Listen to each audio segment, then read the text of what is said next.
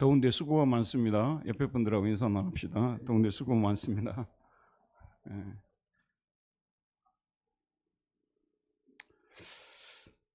오순절날 갑자기 성령이 임함으로 나사렛 예수님을 따르던 소수의 사람들에게 많은 변화들이 나타났습니다. 먼저 그들 자신이 성령으로 충만해졌습니다. 죽음을 두려워하지 않고 복음을 전하는 사람들로 변화되었습니다. 사도들의 가르침을 사모하며 모일 때마다 애찬과 성찬을 행하면서 주님의 죽으심을 기념하고 함께 있기를 바라고 모여서 서로 영적인 것들과 육적인 것들을 나누었으며 재산이 있는 사람들은 자발적으로 그것을 팔아서 필요한 사람들에게 필요한 만큼 나누어 주었습니다. 그들은 모일 때마다 하나님께 찬송을 드렸고 기도하는 데 전념했습니다. 그 결과로 그들은 교회 밖의 사람들에게 칭송을 받았고 새로운 교인들이 더하여져 3,120명의 커다란 공동체가 되었습니다. 이 모든 일이 갑자기 일어난 일입니다.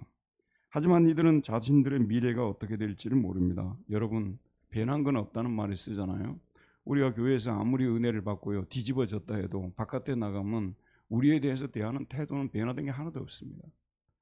여전히 유대인들에게는 예수 그리스도는 나사렛 이단, 그리고 로마인들은 선동자, 이런 정도로 여전히 여겨졌습니다. 오순절에 성령이 임했다고 해서 그들에 대한 평가나 대하는 태도가 바뀐 것이 없습니다. 더군다나 신도수가 3,000명이 넘어서면서 유대인들의 경계심과 증오심만 더 커졌을 뿐입니다. 이런 상황에서 예루살렘 교회의 지도자들은 난국을 헤쳐나갈 어떤 방도를 내놓아야 되는데 무엇이 방도가 될 수 있을까요? 베드로와 요한도 이런 큰 공동체를 지도할 줄 자기도 꿈에도 생각 못했어요. 어느 날 자고 났더니 유명해졌더라는 격언처럼 어느 날 자고 있더니 3,000명 넘는 사람들이 모이고 있어요. 자기가 지도자가 되어 있거든요. 제가 이 입장을 바꿔놓게 되면 굉장한 부담감을 가졌고 굉장한 고통을 가졌으리라고 저는 생각을 해요. 어떤 방도를 내놓았을까요? 여러분도요 이리저리 얘기하다가 너무 이게 도저히 인간이 해결할 수 있는 상황이 아니라고 하더만 기도해야죠, 기도합시다, 이렇게 하지 않습니까? 기도해 주세요, 이렇게 되어지는 거예요. 최후의 방도가 기도입니다. 그리고 최선의 방도도 되는 거예요. 기도는 최후의 방도입니다만 최선의 방도도 되는 것입니다. 제가 신학교 다닐 때 어떤 문제를 가지고 진지하게 토론하다가 앞이 캄캄한 상황에 놓이게 되었는데 거기 어떤 전도사님이 기도나 합시다 그러더라고요. 기도합시다 그러면 될 건데 기도나 합시다 그러더라고요. 그래서 좀 말은 거슬렸지만 말은 맞아요. 기도가 정답이라는 거예요. 우리 그렇지 않습니까? 이것저것 다 해보다가 안 되면 기도나 합시다 이러잖아요. 기도합시다가 정답입니다. 기도가 prayer is the best policy입니다. 기도가 최선의 정책입니다. 방책입니다. 그래서 사도들은 기도로 장벽들을 뚫고 나갑니다. 제9시 기도 시간에 베드로와 요한이 성전에 올라갈세라고 오늘 3장 1절에 보면 되어 있습니다. 사도들은 자신들의 어려운 상황을 뚫고 나갈 비책으로 기도하는 일을 선택합니다. 자신들 앞을 가로막고 자신들을 포위하고 있는 장애물들을 기도라는 무기로 뚫고 나갑니다. 자, 여러분, 이 12사도들은 누굽니까? 이 사람들이요. 스승이 누구예요? 스승이요. 예수님이 스승이잖아요. 제자는 스승이 한 말을 귀담아 듣고 그대로 따라 행하는 사람이 제자거든요. 저희들이 예수님의 제자인지 아닌지는 예수님이 어떤 분이시고 그분이 하신 말씀을 마음속에 담고 그대로 행하면 우린 예수님의 제자고요. 그렇지 않으면 그냥 교회 다니는 사람이에요. 이 사람들은 예수님을 따라다니면서요, 처음에는 그냥 뭣도 모르고 따라다녔어요. 근데 지금 이런 상황을 당해보니까, 앞에 캄캄한 상황을 당해보니까 예수님 생각이 나는 거예요. 예수님이 평소에 새벽에도 일찍 일어나서 기도하시고요, 심지어는 밤늦게도 기도하시고 그걸 봤지 않습니까? 그리고 예수님이 기도하라고 많이 강조했어요. 구하라 그리하면 너에게 주실 것이요, 찾으라 그러면 찾을 것이요, 문을 두드리라 그러면 열릴 것이니. 우리 성도들이 이런 말씀을 전해줘도요 그냥 한 귀로 듣고 한 귀로 흘려버려요. 저나 여러분이나 회개할 것이 많은 사람들인데 문제는 모르고 있다는 것이 참 우리를 편하게 만듭니다. 우리는 하나님의 말씀대로 살아야 되는 사람들인데 예수님이 기도에 대해서 얼마나 강조했어요. 그리고 어떻게 기도해야 됩니까? 물어보니까 너희는 이렇게 기도하라. 주기도문으로 또 기도하는 것을 가르쳐 주시고, 특별히 예수님께서 잡히시던 그날 밤에는 예수님께서 그 전에 겟세마네 동산에 올라가셔서 체포를 앞두고 십자가 질 것을 앞두고 너무 힘들고 너무 고통스러워서 그냥 예수님이 겟세마네 동산에서 기도를 하시는데 제자들은 계속 자고 있어요. 그래서 한 시간도 너희들 나와 함께 깨어 있을 수 없더냐 탄식하고 그러셨던 그 순간이 제자들에게 다 이렇게 떠올랐을 것입니다. 그리고 자기들이 기도 안 하다가 어떤 일이 자기들이 일어났는지 3년 동안 따라다녔던 예수님을 3번이나 부인하고 그리고 또 도망가고 부끄러운 역사, 그 속에서도 배웠어요. 여러분, 실패하면서 배우는 것이 참 중요하더라고요.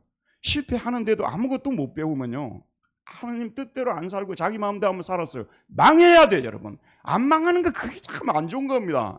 여러분, 우리 서로 손잡고 망합시다라고 한번 얘기해 봅시다. 망해야 되는데 어중간히 망하니까 이 사람들이 다 그냥 또 그 다음에는 또 세상식으로 살아버리는 거예요. 그래서 이 사람들이 철저하게 망했어요. 철저하게 자기들이 비참한 사람이 됐어요. 그래서 거기서 뭐냐면 기도의 중요성을 배운 거예요. 근데 그걸 언제 써먹냐 그러면 갑자기 자기들이 예루살렘 교회 지도자들이 되어 있는 겁니다. 갑자기 그리 됐다니까요.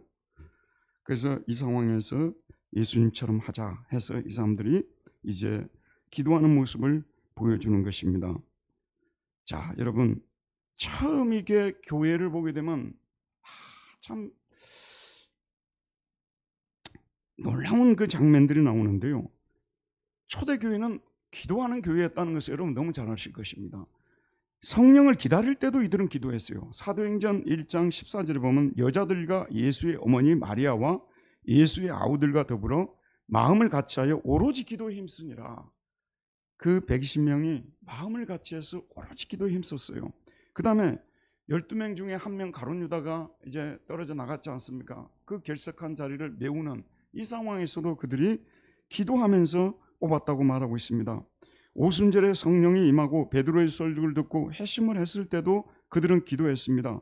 2장 42절에 보면 그들이 사도의 가르침을 받아 서로 교제하고 떡을 떼며 오로지 기도하기를 힘쓰니라 라고 말하고 있습니다. 그리고 오늘 3장이 시작되고 있어요. 예루살렘 교회 대표자들로서 제9시 기도 시간에 베드로와 요한이 기도하러 성전에 올라가는 아름다운 모습이 나오고 있습니다. 4장에도 나오고 있어요. 그들이 빌기를 다음에 모인 곳이 진동하더니 무리가 다 성령이 충만하여 담대히 하나님의 말씀을 전하니라. 이 사람들은 모일 때마다 함께 모여서 열심히 빌었어요. 열심히 기도했어요. 분당 드랙교회가 왜 부흥을 못할까? 저에게 책임이 제일 크죠. 우리가 이 성경대로 하면 다 부흥이 되는데 기도하러 좀 나오세요 하면 안 나오니까 지금 안 되는 거예요. 이 사람들은 함께 모여가지고 모일 때마다 열심히 기도를 했어요. 성령이 충만해서 하는 말씀을 전했습니다. 5장, 6장, 7장 제가 이번에 쭉 찾아봤어요. 시간 관계로 생략한데요. 장마다 기도에 대해서 나와요. 장마다 기도에 대해서 나오고 있는데, 그래서 신학학자들이 이 사도행전을 쭉 이렇게 연구를 해보니까 28장까지 있는데 대부분의 장에서 기도에 대해서 나오고 있어요. 그래서 사도행전을, 여러분 우리가 사도행전이라고 하잖아요. 사도행전을 영어로 X라고 합니다. X가 뭐예요? 행동들이라는 뜻이죠. 영어에, 독일어에는 아포스톨 게시시트라고 합니다. 사도들의 이야기라는 뜻이에요. 그럼 우리는, 자, 여러분, 뭐라고 부르면 좋겠는가? 이 제목은 갖다 붙인 거지. 하나님이 이렇게 붙이라는 얘기는 하신 적은 없거든요. 인간들이 붙인 거예요. 뭐라고 붙이면 좋을까요? 그래서 많은 학자들이 기도행전이라고 붙이는 것이 옳다. 왜냐하면 기도의 강조성, 기도하는 모습이 너무 많이 나오기 때문에 그렇다는 것입니다. 초대교회는요, 기도하는 교회였습니다. 모일 때마다 기도하고 모여서 기도하고요. 이렇게 기도하는 교회였습니다. 여러분, 기도가 기적을 만들고 기도가 새 역사를 창조합니다. 기도는 우리 앞을 가로막는 장벽을 뚫는 도구요, 우리 원수들이 만들어놓은 견고한 진을 파쇄하는 도구입니다. 기도하지 않으면 패합니다. 기도하지 않으면 주저앉습니다. 기도하면 이기고 기도하면 다시 일어섭니다. 제가 여러분에게 설교를 하면서요, 이제는 앞으로 반복하는 얘기는 여기다가 몇 번 했는지 표시를 좀 해놔야 되겠어요. 그런데 참 많이 반복했던 것이 뭐냐면요, 인생이 너무 공부하고 힘들 때 상담사들 찾아가지 마라 그 말이에요. 물론 이제 정신적으로 실제로 어려움을 겪는 분들은 약 처방을 받고 그렇게 해야 되는 건 당연한 거죠. 근데 조금만 힘들면 막 사람들한테 전화해가지고 막 상담하고 그러지 말라 그 말이에요. 마음이 힘들고 고통스럽고 막히고 그러면요, 교회 나오세요. 그냥 여기 나오셔가지고 가만히 앉았다가 막 소리내서 부르짖을, 아니 내 문제를 하나님 다 아시는데 굳이 소리내 부르짖을 필요가 있어요? 소리 내는 것도 성령이 어느 때는 소리 내게 하시는 거예요. 내 모든 문제를 하나님께서 다 알고 계시니까 그냥 여기 5분만 다 앉았다가, 다 5분만 앉았다가. 제가 드리는 이 말씀을 실천하는 분들도 계세요. 새벽에 나오면 딱 5분만 앉았다가 가시는 분들이 계세요. 아니 그건 제가 살짝 좀 비하한 거예요. 그런데 그게 아무것도 아닌 행위인 것 같지만요, 하나님께 모든 것을 맡기고 하나님이 이 문제를 해결해 주신다는 항복의 선언 아니에요. 무릎을 꿇는 거예요. 마음에 무릎을 꿇는 거. 이게 우리 인간이 보여줄 수 있는, 하나님께 보일 수 있는 최고 아름다운 모습 아니겠습니까? 기도하지 않는 죄는 사무엘이 그랬듯이 이거는 죄입니다. 그건 뭐냐면 교만하다는 증거예요. 아니 뭐 부탁할 드릴 게 없으니까, 하나님께 부탁 안 드리니까 그 교만한 거 아니에요? 부탁 드릴 것이 천지인데. 기도하면 일어설 수 있습니다. 그럼 사도들의 기도의 특징을 여기 보게 되면요, 자, 첫 번째, 사도들은 시간을 정해놓고 기도했어요.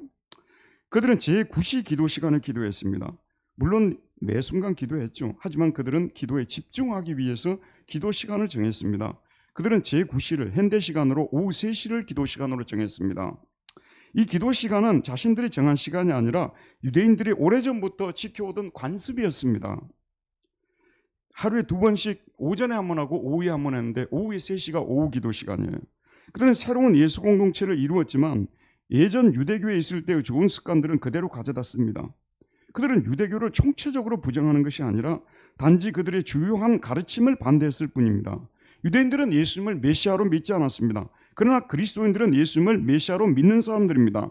유대인들은 율법 준수를 구원 얻는 수단으로 믿었지만 그들은 예수 그리스도를 믿어야 구원을 얻는다고 말했습니다. 이 중요한 가르침에서 유대교와 달랐던 거지, 지엽적인 것은 유대교 좋은 거 다 갖다 썼어요. 우리가 세상에서 어떤 제도라든지, 그럼 교회도 좋은 거 다 갖다 쓰잖아요. 사실 교회가 세상에 좋은 것들 많이 갖다가 지금 쓰고 있습니다. 중요한 것들에 타협할 수 없는 거지, 나머지는 좋은 것들은 다 갖다 쓸 수 있는 것입니다.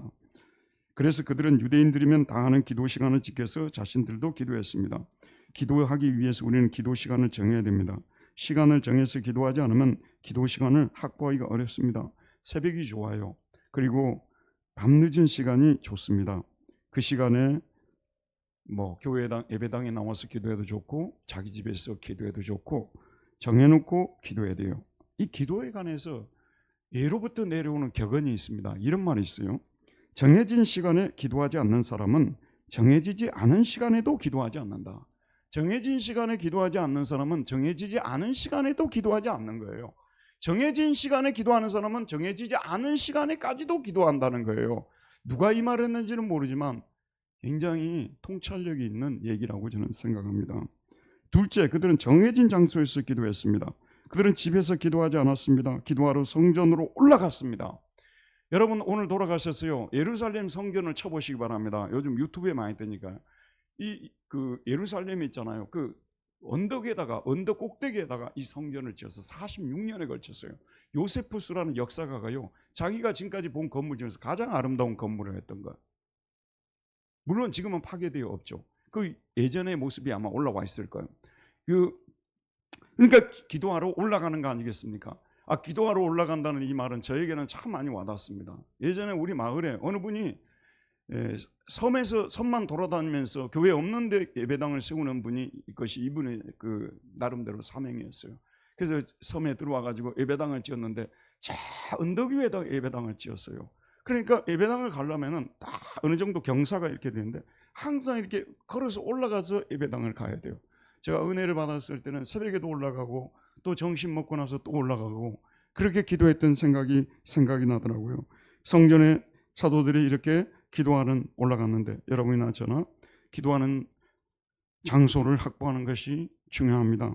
제가 이렇게 설교를 해도요, 어떤 분들은 지금 이 순간도 안 듣고요, 어떤 분들은 떠나면서 잊어버리고요.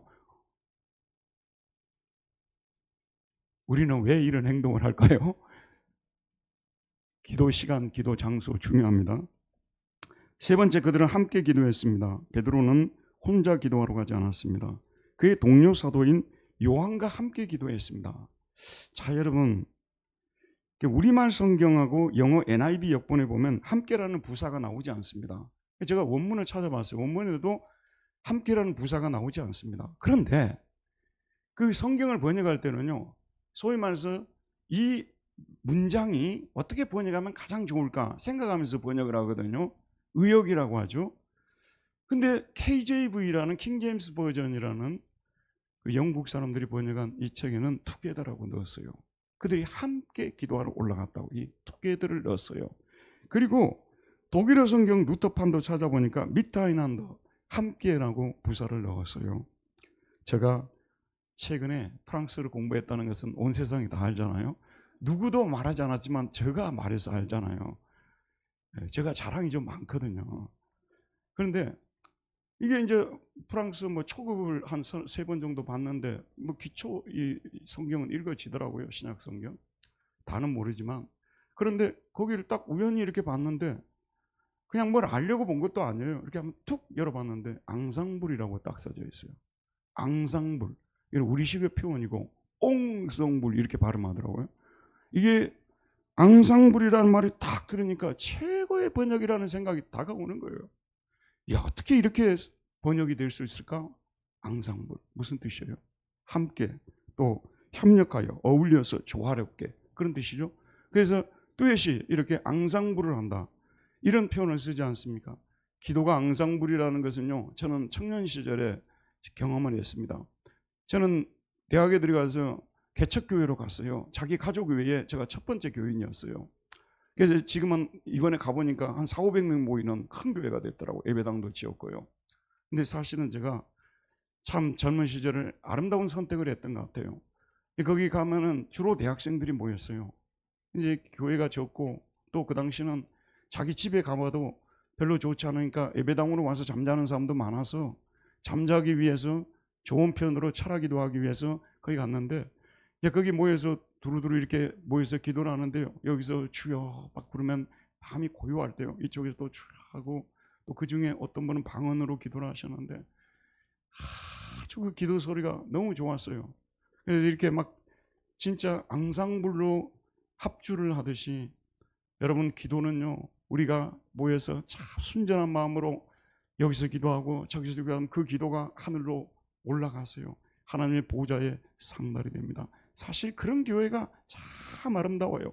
어떤 교회는요. 모일 때마다 서로 싸움으로 앙상블을 이루는 분들이 계세요. 막 여기서 소리내고 저기서 왜 교회가 그래야 되냐. 왜 이런 일을 안 하냐. 막 이렇게.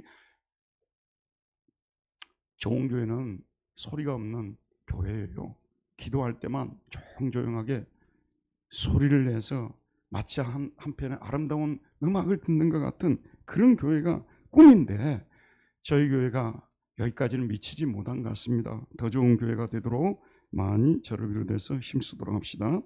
자, 사도들이 기도한 모습을 보지 않았습니까? 그런데 이 기도를 했는데요.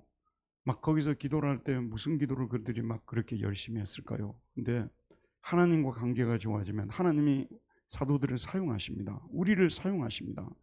우리가 하나님께 바로 서려고 애를 쓰면요. 하나님이 우리를 사용하시기 시작합니다. 우리 같은 죄인들을 통해서도요. 심지어는 기적까지도 일어나게 하는 기적 같은 일들이 일어나는 거예요. 오늘 사도들이 성전에 기도하러 올라가고 있을 때 갑자기 어떤 사람이 그에게 도움을 요청했습니다. 자, 어떤 도움을 요청했는지 3장 2절 3절 우리 다 같이 한번 읽어보도록 하겠습니다. 3장 2절과 3절입니다. 함께 읽겠습니다. 시작. 남에서 못 걷게 된 이를 사람들이 메고 오니 이는 성전에 들어가는 사람들에게 구걸하기 위하여 날마다 미문이라는 성전문에 두는 자라. 그가 베드로와 요한이 성전에 들어가려 함을 보고 구걸하거늘. 안진뱅이라고 하죠. 나면서 못 걷게 된 일을 사람들이 메워왔습니다. 불구자였죠. 신체 어려움 때문에 일을 할 수 없었고 따라서 구걸을 하면서 살아갈 수밖에 없었습니다.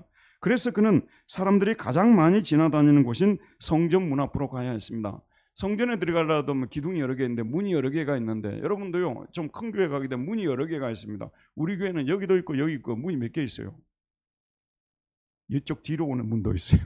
이 3개. 이 문이 있는데 그중에 미문, 뷰티풀 게이트, 아름다운 문이라는 이 미문에 사람들이 제일 많이 출입을 했어요. 여기가 이제 그 저 뒷문 같은 그런 문이었던 것 같아요. 거기에 자신들이 걸을 수가 없으니 거기다가 글을 안 한 사람들이 날마다를 불어로 뭐라고 하죠? 날마다 불어로 뭐라고 합니까? 뚫레주루라고 제가 얘기했잖아요. 뚫레주루. 내가 이 성경인데 뚫레주루가 나오니까 갑자기 유식하게 보이고 막, 야, 난 진짜 천재인가 보다. 어떻게 뚫레주루를 이렇게 빨리 알아내지? 막 이랬다고요. 뚫레주루. 글을 성전문에 두었습니다. 이런 장애를 가지고 있는 사람들일수록 여러분 잘 아셔야 되는데요. 눈치가 빠르요. 장애를 가지고 있는 분들은요. 눈치가 백단이란 말을 씁니다. 보통 사람들보다 훨씬 더 관찰력도 뛰어나고요. 무슨 말을 하는지 몰라도 입모양만 보고도 알아버리는 분들이 계셨어요. 우리 집사람이 아는 장애인이 계셨는데 이분 말을 못 하시는 분인데 우리가 말 이렇게 하면 이분은 소천하셨어요. 얼마 전에. 이 말만 하면 입모양을 보고 알아들은다. 그분이 심지어는 미장원까지 하셨어요. 기가 막히죠. 어떻게 말씀도 못 하시는데 눈치가 빠릅니다. 그는 베드로와 요한이 새로운 예수 공동체의 수장들임을 알았어요. 그러므로 그들에게는 은과 금이 있을 것이라는 판단을 했던 것 같습니다. 그래서 그들이 오르기를 기다리고 있다가 그들을 보자 즉시 그들에게 은이든 금이든 좋으니 자신에게 도움을 달라고 요청합니다. 여러분, 하지만 눈치는 기도 많이 하는 사람들에게도 발달합니다. 기도하다 보면요, 눈치가 백단이 됩니다. 저 사람이 무엇 때문에 지금 얼굴이 어두운지, 무엇 때문에 고민하는지, 이것들이 기도를 열심히 하다 보면요, 그것이 와닿게 되는 거예요. 베드로도 이미 성전에 오르다니면 이게 들어다니면서 이 사람이 가지고 있는 고민이 무엇인지를 알게 된 거예요. 그래서 이 사람을 어떻게 하면 정말 도와줄 수 있을까? 많은 생각을 하면서 기도하는 시간에 일부의 시간은 이 사람을 위해서도 기도했다는 것을 우리가 이 문맥 속에서 끌어낼 수가 있습니다. 그래서 베드로와 요한은 그가 그들에게 구걸을 할 때 즉시 그를 쳐다봅니다. 그리고 그에게 우리를 보라고 말합니다.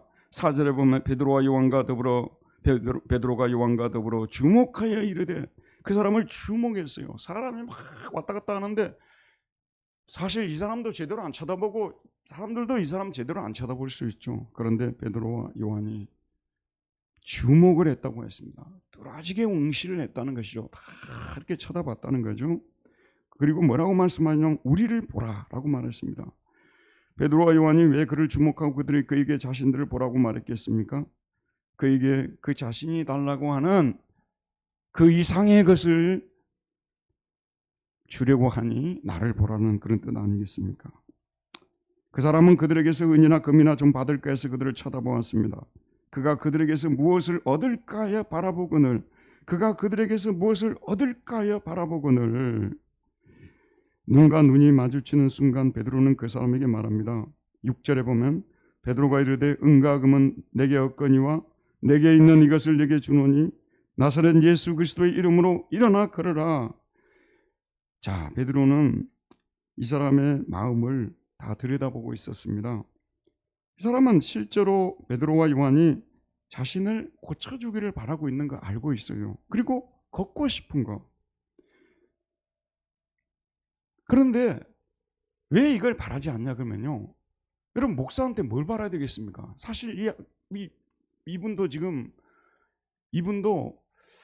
바랄 분에게 바라야지 목사한테 은과 금을 바라면 되겠습니까? 그런데 은과 금을 달라고 하거든요. 왜 그러냐 그러면요, 자, 여러분 뒤에 가면 이게 드러납니다. 이 사람은요, 사실 원하는 것은 자기가 일어나는 거예요. 걷는 거예요. 그리고 성전에 가서 하는 게 예배드리는 거예요. 자기가 진짜 원하는 거는. 근데 베드로와 요한은 그런 문제를 해결할 능력이 없다고 믿고 있는 거예요. 그리고 그가 전파하는 예수 그리스도도 역시 자기 문제를 해결할 수 없는 거예요. 그러니까 이런 문제를 해결해 달라는 말을 꺼내지 않고 그저 은이나 금이나 주는 정도로 끝내라는 얘기 아니겠습니까? 진짜 원하는 게 뭐라고요? 이 사람이 진짜 원하는 게 은이었을까요? 금이었을까요? 제가 이 성경을 묵상하면서요, 요즘 만약에 이렇게 구걸하는 분들이 계시면 안 일어나도 좋으니까 은금을 주라고 했을 것 같아요. 요즘은요. 이 사람 마음이 무엇을 필요로 하는지, 자기가 진짜 필요한 것이 무엇인지 그걸 구해야 되는데, 하나님도 자기 문제 해결 못하고 예수님도 자기 문제 해결 못하고 사도들도 해결 못할 것이라고 믿고 있기 때문에 그 다음에 끝을 구하고 있는 것입니다. 여기 앉아서 말씀을 듣는 여러분도요, 제가 교인들하고 깊은 상담 잘 안 해요.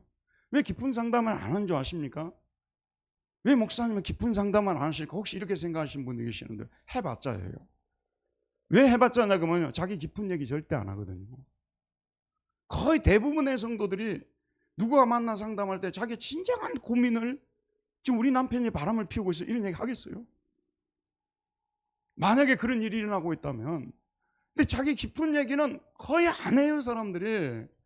깊지 않은 얘기들을 주로 하고 있는 거. 그러니까 들을 필요가 없는 거예요. 뭐 그런 얘기 얼마든지 그냥 일반적으로 생각할 수 있는 일인데, 상담을 하고 교제를 한다는 것은 그 마음속에 있는 정말 고통스러운 문제, 그걸 얘기를 해주면 도와줄 수가 있겠는데 그 얘기를 안 하거든요. 우리가 하나님과 관계에서 그러지 않다고 생각하세요? 제가 어제 저녁에 우리 가정예배를 드리면서요, 우리 가정에는 그럼 가장 필요한 것이 뭐냐? 두 가지요, 지금요. 첫 번째는 뭐냐? 우리 아들이 42살인데 아직 결혼을 못하고 있어요. 여러분 가정은 심각하지 않을지 몰라도 저희 가정은 심각한 문제입니다. 그 다음에 우리 막내가 15살 때부터 지금까지 큰 어려움을 겪고 있어요. 이 두 가지 문제가 해결되는 거예요. 근데 저는 어떻게 기도하냐면 이 두 가지 문제를 가지고 집요하게 기도합니다. 이게 대충 기도를 안 해요. 집요하게 기도합니다. 집요하게. 예, 아들 결혼시켜달라고 집요하게. 어제 저녁에 또 다짐했어요. 더 열심히 기도해야 되겠습니다. 더 열심히 기도하겠습니다. 그리고 아들의 문제는 치료될 때까지 기도하겠습니다. 우리는 어쩐 줄 아세요? 이런 문제는 하나님도 치료 못하는데요, 목사님 그런 거 기도하는 게 아니에요. 심지어는 이루고 있을 거예요. 그런 것을 가지고 기도해야 진짜 하나님의 살아계심을 느끼는 거예요. 여러분, 보네퍼라는 유명한 신학자가 유명한 얘기를 했어요. 현대는 모든 문제가, 초대교회에 있었던 모든 병들, 모든 문제들이 다 해결돼 버리는데 뭘 하나님께 구하겠냐 그 말이에요. 저는 거기에 동의하지 않아요. 지금 아무리 현대인들을 하더라도요, 기적이 일어나야 될 분야가 저는 많다고 생각합니다. 가정마다 많다고 생각해요. 기적적으로 치료가 돼야 되고요, 기적적으로 일어나야 되는 문제들이 많은데, 사람들이, 하나님 믿는 사람들이요, 기도를 할 때 어쩐 줄 아세요? 아주 세련된 고급 언어를 사용해가지고 실제 지금 현재 자기 필요한 거는 다 구하지도 않고요, 그런 것을 막 이렇게 하는데 그건 기도가 아닙니다, 여러분. 기도문으로서는 좋을지 몰라도 기도는 그런 게 아닙니다. 자기가 가지고 있는 문제, 가장 절실한 문제를 그냥 가지고 붙들고 하나님께 해결해 달라고 부르짖는 거예요. 지금 해결이 당장 되지 않았다 할지라도 반드시 해결시켜 주실 것을 믿고 하는 거예요. 그래서 베드로가 너의 진짜 문제가 무엇인지를 내가 오늘 해결해 주겠다고 얘기를 하는 겁니다. 고수는요, 그 얘기하는 그것만 붙들고 말하는 그 해결해 준다는 고수가 아니에요. 고수는 그 사람이 감추고 있는 문제까지 드러내가지고 그걸 해결해 주는 사람이 고수입니다. 그래서 이 구걸하는 사도들에게, 지금 이 구걸하는 사람은 사도들에게 저에게 은과 금 같은 것들을 나누어 주는 것으로 저는 만족하지 못합니다. 저의 발을 고쳐 일어나 걷게 해주십시오. 걸으면서 뛰면서 저도 성전에 들어가서 하나님을 찬양해 주십시오 라고 간구했어야 합니다. 그러나 그는 사도들에게 이렇게 구하지 않고 은과 금 정도만 구합니다. 그래서 베드로는 그에게 그의 마음속에 간절히 바라고 있는 소원을 이루어 주겠다고 말합니다. 은과 금은 내게 없다. 하지만 내가 가지고 있는 이것을 내게 주겠다. 곧 나사렛 예수 그리스도의 이름으로 일어나 걸어라. 나사렛 예수 그리스도의 이름으로, 나사렛 예수 그리스도의 이름으로 일어나 페리파테이 걸어다녀라. 지금 일어나서 걸어다녀라. 일어나 걷게 해주겠다가 아니에요. 지금 일어나 걸어라. 하나님의 능력이 일어나면요, 그 순간부터 변화가 나타나게 되는 것입니다. 너는 지팡이를 짚고 일어나듯이 예수 그리스도의 이름을 지팡이로 삼고 그를 의지하여 일어나라. 그리고 걸어라. 베드로는 그에게 그가 일어날 수 있는 비결이 나사렛 예수라고 전해줍니다. 나사렛 예수가 그를 일으킬 수 있는 하나님의 아들 메시아이시고, 만일 내가 그를 믿고 그의 이름을 부른다면 그가 너를 일으켜 줄 테니 지금 당장 그를 믿으라. 그를 의지하라. 그리고 그 이름을 의지하고 일어나라 라고 말하고 있는 것입니다. 여러분, 이 말 속에는요, 베드로가 자기 힘으로 해결할 능력이 없다는 그런 뜻이 들어 있습니다. 나는 너를 일으키지 못하나 예수님은 너를 일으킬 수 있다. 그러나 나에게 와서 내 이름을 부르지 말고, 그러니 나에게 와서 내 이름을 부르지 말고 예수님에게 가서 예수의 이름을 부르라. 그러면 그가 너를 일으켜 주실 것이다. 이 사람은 베드로의 이 말을 받아들였습니다. 놀라운 은혜죠, 여러분. 어떻게 해서 이런 일이 일어났을까요? 베드로의 이 말을 들을 때요, 이 사람 속에 주 예수 그리스도께서 나를 고쳐주실 것이라는 믿음이 생겨났어요. 이게 신기합니다, 여러분. 이게 저희도 기도 생활을 해보잖아요. 근데 어떤 기도를 계속 드리는 가운데 어느 날은 진짜 하나님이 내 기도를 들어주셨다는 것이 내 마음속으로 느껴져요. 확 와닿아요. 매번 기도할 때마다 그러지는 않습니다. 그러나 어떤 기도를 드릴 때 그 기도가 응답이 되었다는 사인이 내 안에 와닿게 되는 거예요. 그걸 지금 이 안진뱅이가 느낀 것입니다. 베드로가요 16절에 보면 이 사건이 4장 16절까지 가거든요. 4장까지 가거든요. 거기 보면 그 이름을 믿음으로, 어떻게 이 사람이 일어섰느냐? 그 이름을 믿음으로 그 이름이 너희가 보고 하는 이 사람을 성하게 하였나니 예수로 말미암아 난 믿음이 너희 모든 사람 앞에서 이같이 완전히 낫게 하였느니라. 그러니까 바로 베드로가 예수 그리스도에 대한 나사렛 예수 그리스도의 이름으로 일어나 걸으라 할 때 그 속에 믿음이 생겼어요. 그리고 예수님을 지팡이를 짚고 일어나듯이 그 이름을 의지하고 일어나게 되었다는 말씀이 되는 것입니다. 자, 이제 베드로가 7절에 무슨 일을 하는지 보도록 합시다. 베드로가 하는 일이 무슨 일인지. 베드로는 지금까지 말씀을 했을 뿐이지 행동은 없습니다. 자, 베드로가 무슨 행동을 했는지 우리 7절을 한번 3장 7절을 한번 읽읍시다. 오른손을 잡아 일으키니 발과 발목이 곧 힘을 얻고, 오른손을 잡아 일으켰다고 말했습니다. 그랬더니 발과 발목이 곧 힘을 얻었다고 말하고 있습니다. 베드로가 자신의 능력으로 그를 일으키신 것이 아닙니다. 방금 뵙게 된 예수님께서 그를 고치신 것입니다. 베드로는 단지 고침 받았음에도 일어나지 못하고 있는 그의 오른손을 잡아서 일으켜 주었을 뿐입니다. 존 스토트 목사님의 사도행전 강해를 참고를 하고 있는데, 물론 여러 권을 참고하는데 그분이 토마스 워커라는 신학자의 말을 인용을 해가지고 이런 말을 했어요. 그 권능은 그리스도의 권능이었으나 그 손은 베드로의 손이었다. 그 권능은 그리스도의 권능이었으나 그 손은 베드로의 손이었다. 여러분, 그 권능은 그리스도의 안에 속한, 그리스도에게 속한 권능이었지 베드로에게 속한 권능이 아니에요. 우리 목사님들이요, 우리 성도들이 되게 좀 착각하는 것이 뭐냐면요, 저분은 계룡산에 올라가서 40일 금식을 몇 번 한 분이기 때문에 능력이 여기에 막 머물러 있어가지고 저분이 착각하면 막 뭔가를 그거는 정말로 잘못된 거예요. 그분에게서 능력이 나오는 것이 아니라 능력의 출처는 예수 그리스도십니다. 아멘. 예수 그리스도의 이름 안에 그의 하나님의 능력이 머물고 있는 거예요. 능력의 출처는 베드로가 아니에요. 그럼 베드로는 뭐냐면 이미 고침받고 있는데 뭔 일을 하고 이미 고침받고 있는데 앉아있는 거예요. 가서 손을 잡아 일으켜주고 있는 거예요. 우리가 교회라는 이름으로 모여가지고요, 제가 오늘도 말씀을 전합니다. 성경 공부를 합니다. 서로 기도를 해줍니다. 여러분, 그 사람에게 최종적으로 손을 대시고 고쳐주시는 분은 누구시라고요? 예수 그리스도십니다. 우리가 가서 할 일은 뭐냐? 이제는 나았으니 교회 오라고 손잡고 오는 거, 그거이 우리가 할 일이에요. 우리가 전도하는 것이 아니라 하나님이 그 사람을 전도한 건데 우리는 뭐냐면 손잡고 데려오는 거, 이것만 하는 것이라는 것입니다. 자, 그래서 이제 그 사람이 이제 어떤 일이 벌어지고 있는지, 손을 일으키니까 오른손을 잡아 일으키니 발과 발목이 힘을 얻었다고 하는데, 이 발과 발목이 힘을 얻었다는 에스테레오 데산이라고 되어 있어요. 스테로라고 나오는데 스테로에서 스테로이드 주사, 이게 나온 거예요. 스테로, 강해졌다는 뜻입니다. 강하게 하다는 뜻인데 여기 수동태로 되어 있으니까 강해졌다는 얘기입니다. 갑자기 발이 강해지는 거예요. 발목이 강해지면, 한번 여러분 상상을 해보세요. 발목에 힘이 하나도 없으니까 주저앉아 있었죠. 발이 힘이 없으니까 주저앉았을 거 아니에요. 발목이 강해지는 거예요. 여기 지금 무릎 밑으로가 강해지고 이런 데가 강해지면서 일어나도 되겠다. 그 손을 잡으니까 일어나게 됐다는 말씀인 것입니다. 자, 이렇게 이제 일어났습니다. 자, 그 다음에 하는 행동이 굉장히 우리가 주목해야 될 부분입니다. 8절을 우리 함께 읽어보도록 합시다. 시작.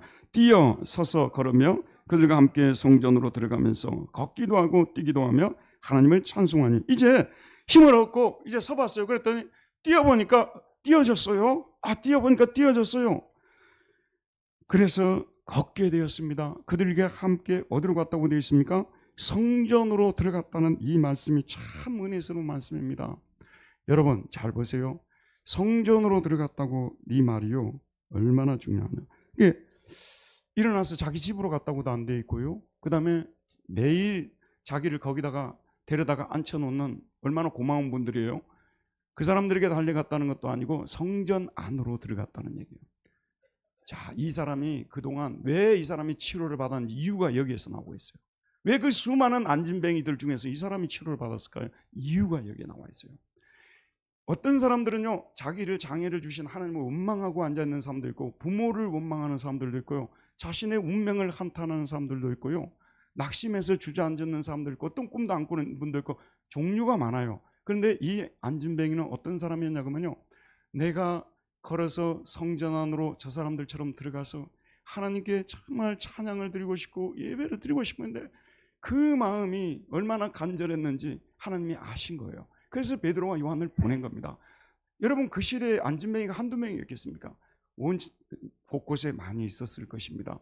그러나 이 안진뱅이가 치료를 받은 것은요, 성전 안으로 들어가서 하나님을 참여하고 싶은 마음이 가득 차 있었던 사람이에요. 그럼 어떻게 그걸 추론할 수 있냐면요, 이 사람은 그럼 안진뱅이 때는 왜 못 들어갔냐 여러분 질문할 수 있겠죠.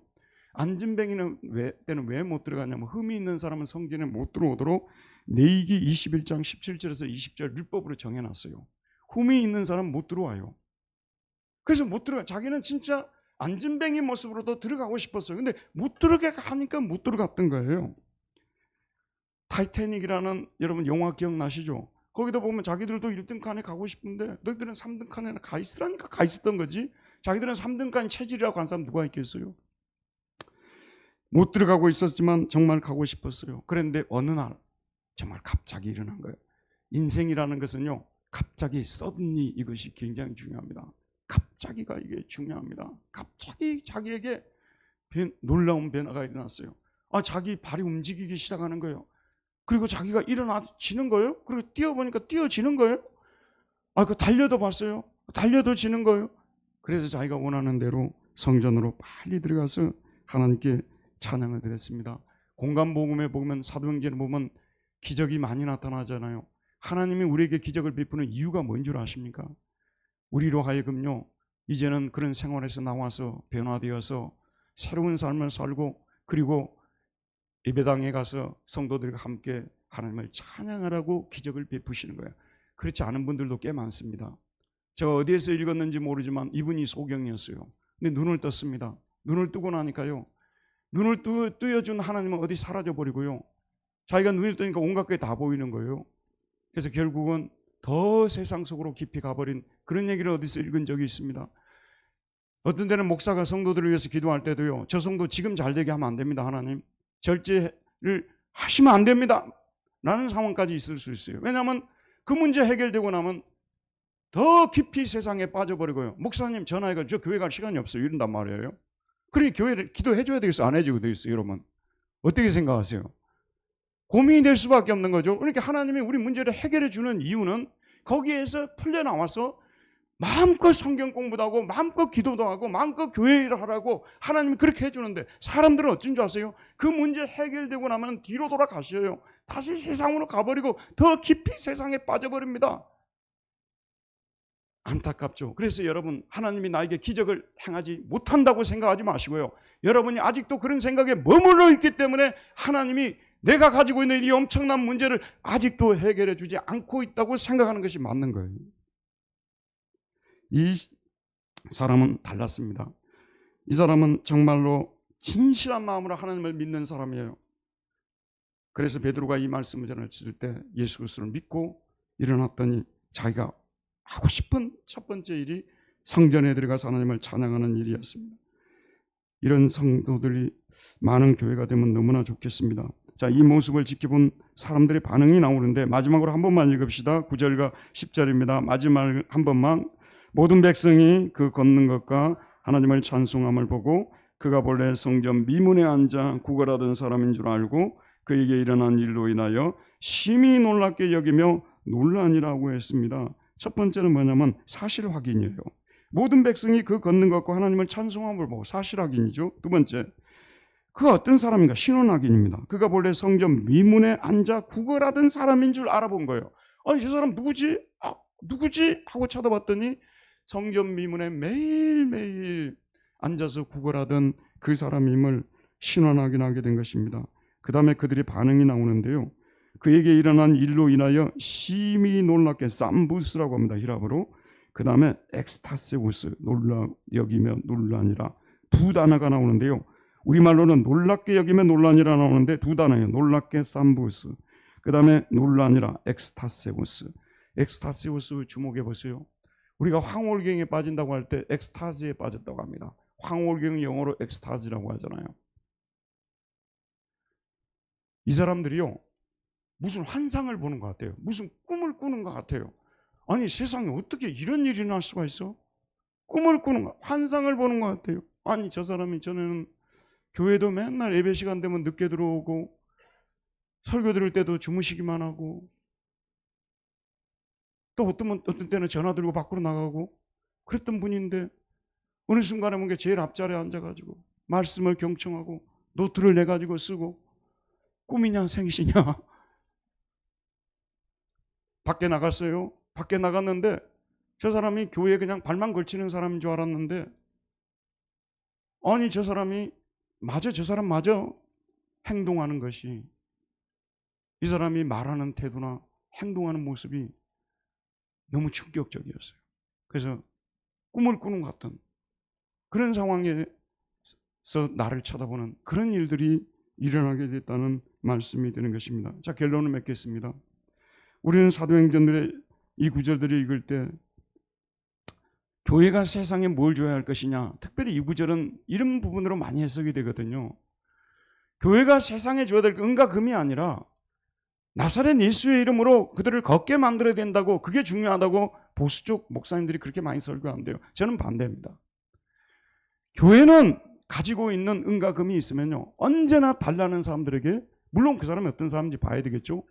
필요한 사람에게, 교회 안에 있던 사람이든 있는 사람이든지 밖에 있는 사람들인지 언제든지 줄 준비가 레디 되어 있어야 돼요. 아멘? 동의하십니까? 교회는 자기가 가지고 있는 걸 쌓아놓고 있으면 안 돼요. 항상 교회 안에 있는 어려운 사람들, 또 교회 밖에 있는 사람들, 묻지도 따지지 말고 진짜로 필요한 사람들이 있으면 주는 교회가 돼야 돼요. 그런데 거기서 한계를 여러분 알아야 돼요. 이 주는 거는 육신과 현재까지만 도울 수 있는 거예요. 교회는 그러면 왜 예수 그리스도를 전해야 되냐면요, 예수 그리스도는 그 사람을 영혼과 영원까지 도와줄 수 있는 분이십니다. 아멘.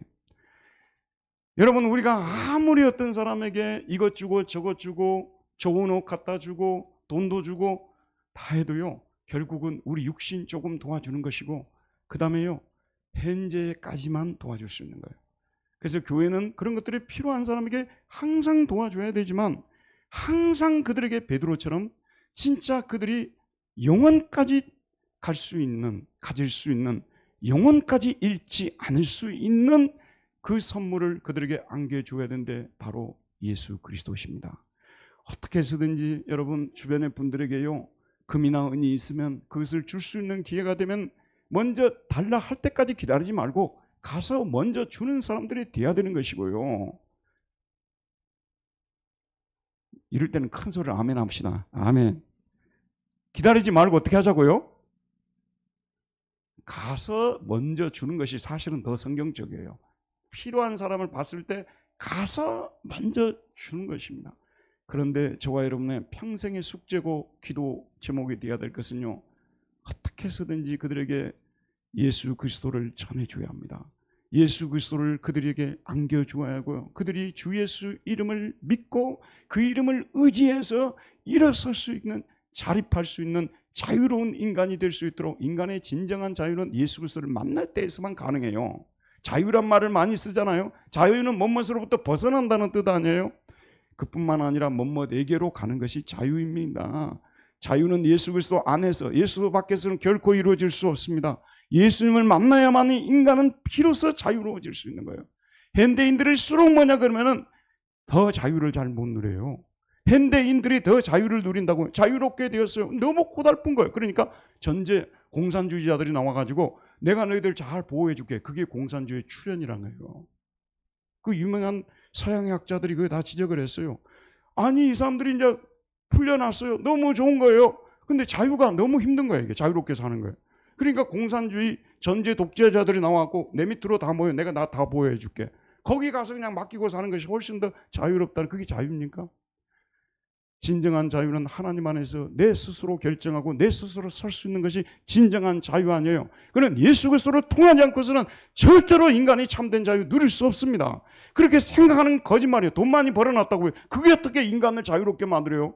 돈 많이 넣으면요, 재산 많으면 그거 관리하는 거 보통 일 아니에요. 그 재산의 노예가 되어서 사는 거예요. 명예를 얻어놓은 명예의 노예가 될 수가 있고요. 우리는 가지는 그 순간에 그 사람의 노예가 될 수, 그 아내가 너무 좋아가지고 내가 얼마나 몇 년을 따라다녔냐 했고 딱 결혼했어요. 그 순간부터 아내의 노예가 되는 거예요. 자기가 그렇게 원했던 그것을 잡는 순간 우리는 노예가 될 수 있다니까요. 진정한 자유는 누구 안에서만 있다고요? 예수 그리스도 안에서만. 주님 안에서만 우리는 참된 자유를 누릴 수가 있습니다. 이런 은혜가 저와 여러분 모두 있기를 바랍니다. 은혜로우신 하나님, 오늘도 생명의 말씀을 우리에게 보내주셔서 여호와 우리 아버지 기도의 중요성에 대해서 다시 한번 저희들이 살펴보았습니다. 여호와 아버지 하나님이시여, 사람에게 진정으로 필요한 것이 무엇인지 은과 금을 먼저 나누어 줘야 되겠지만 예수 그리스도의 이름으로 일어나 걸으라고 말할 수 있는 우리 모두가 되게 해주시기를 기도합니다. 주님은 나를 살리기 위해서 하늘에서 내려오셔서 자기 귀중한 생명까지 우리에게 주셨는데 우리는 너무도 비겁하고 비겁해서 예수 그리스도의 이름을 믿으십시오, 교회 나갑시오, 그 한마디 못하고 나는 어디 가서 장로고 집사고 권사라고 말하며 살아가는 우리들 아닙니까? 여호와 아버지는 부끄럽게 여기는 저희들이 되게 해주시고 참으로 통탄하고 부끄럽게 여기고 이제부터는 그렇게 살지 않도록 도와주시기를 기도합니다. 그들의 영혼을 건질 수 있고 영혼까지 이끌어줄 수 있는 주 예수 그리스도를, 그들에게 참된 자유를 줄 수 있는 주 예수 그리스도를 전해줄 수 있는 우리 모두가 되게 해주시기를 기도합니다. 예수 그리스도 이름으로 기도하였습니다. 아멘.